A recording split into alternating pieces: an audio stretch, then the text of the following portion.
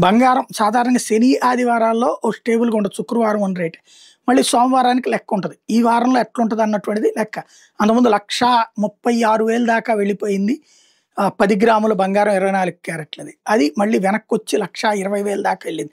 ఇప్పుడు మళ్ళీ ఈ వారంలో లెక్క చూసుకుంటే ఎక్స్‌పర్ట్‌లు చెప్పేదేంటంటే 1,22,000 నుంచి 1,20,000 ఇది వాస్తవంగా 1,22,000 నుంచి ఎగువకి వెళ్తే మళ్ళీ 1,18,000 దగ్గరికి రావచ్చు. కాబట్టి కొంచెం జాగ్రత్తగా చూసుకోండి. ఒకవేళ 1,23,000 కంటే పైకెళ్తే మాత్రం మళ్ళీ ఇక అప్పొచ్చినట్టు. ఇప్పుడు డౌన్ స్ట్రీమ్ నుంచి ఇది గుర్తుపెట్టుకోండి అని చెప్తున్నారు. వెండి వచ్చేటప్పటికి 1,41,803 కంటే కిందకొస్తే అది ఇంకా 1,35,000కి పడిపోవచ్చు. అదే 1,31,000 దగ్గర ఆగిపోవచ్చు. అలా కాకుండా 1,52,000 కంటే పైకెళ్తే 1,56,000 నుంచి 1,63,000 దాకా వెళ్ళేటటువంటి పరిస్థితి ఉంటుంది.